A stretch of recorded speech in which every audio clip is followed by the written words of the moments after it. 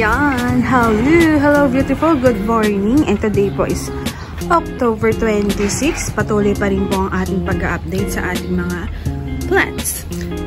So ayan, nakita nyo, diba? Bongga.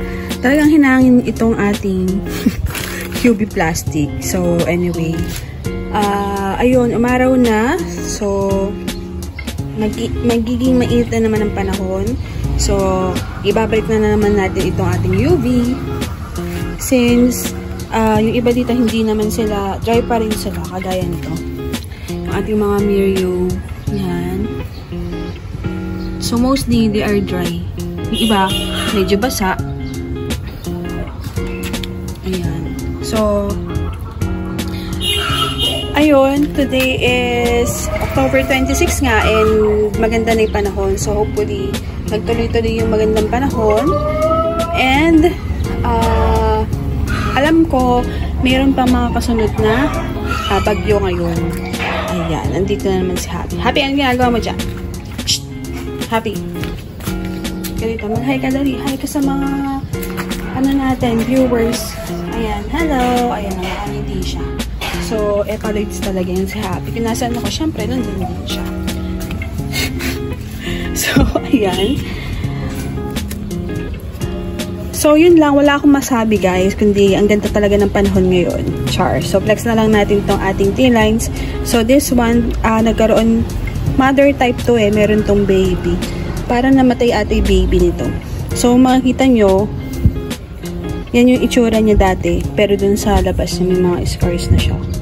Pero, yung iba, nag-heal na. So, hopefully, bumaba yung pagkapula niya at gumanda siya. Ayan.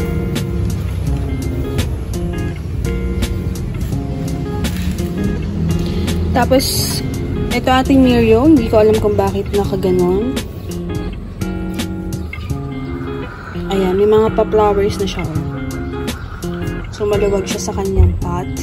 And then, yung ating mga star shape, ayan, dehydrated much. Minsan, pag nahayaan mong dehydrated yung mga astro nyo, mahirap siyang ibalik sa pagiging full hydrated. Kagaya niyan. So, ingat pag ganyan, wag nyo din masyadong paarawan pag ganyan, or use a UV plastic or shaded net. Para hindi sila magtuloy-tuloy maging marupok. Kagaya mo, marupok! Ayan.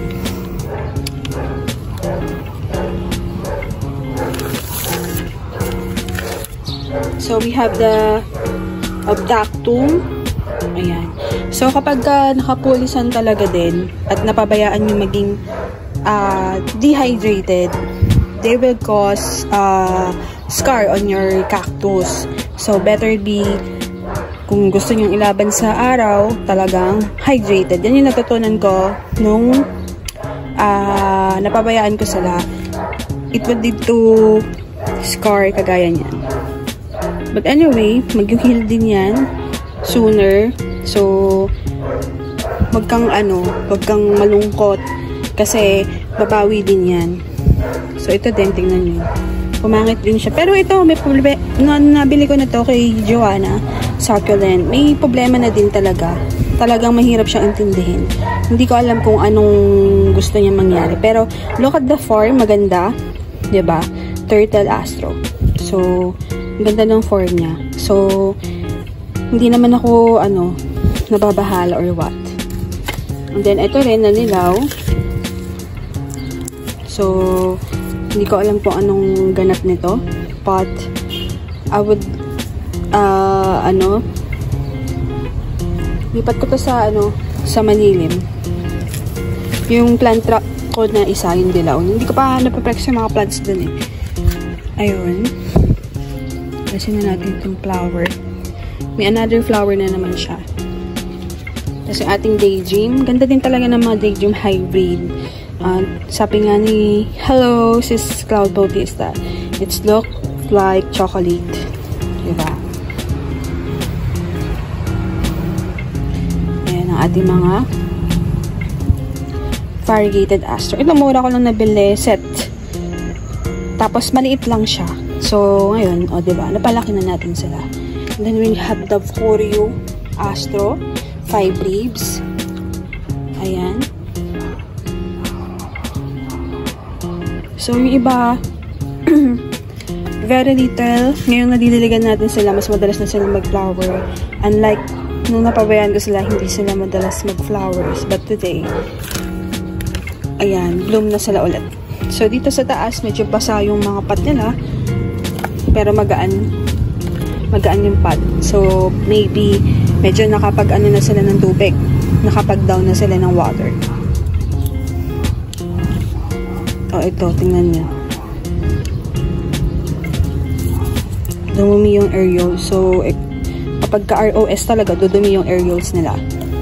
O yung puti-puti nila na ganyan. Pero brush niya lang yan, mawawala din yan. So, dito sa baba, ito yung Cefiatone natin na LBHB hybrid from the LBHB 2178. And then, look at this, dehydrated much, but sooner magiging ano din yan, magiging ganyan din yan, magiging well hydrated. Ayan, ayan pa. So, kuha lang ako ng pandilig. Yan. Diligan natin.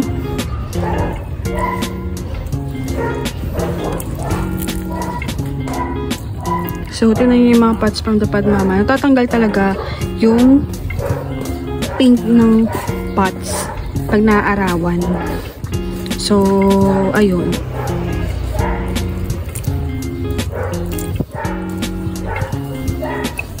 Ayan. Ito nakalilim to dati. Tagal niyang lumaki. Ngayon na siya lumaki. Napag-iwanan na siya ng ibang mga kristata natin.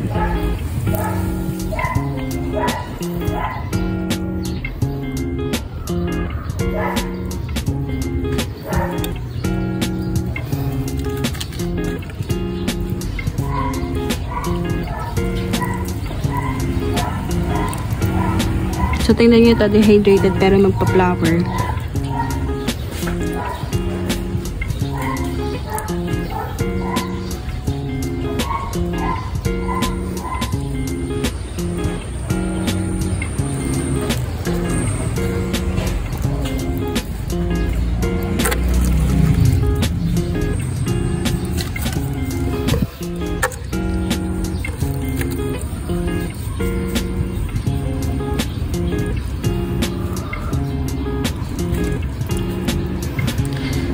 Yan.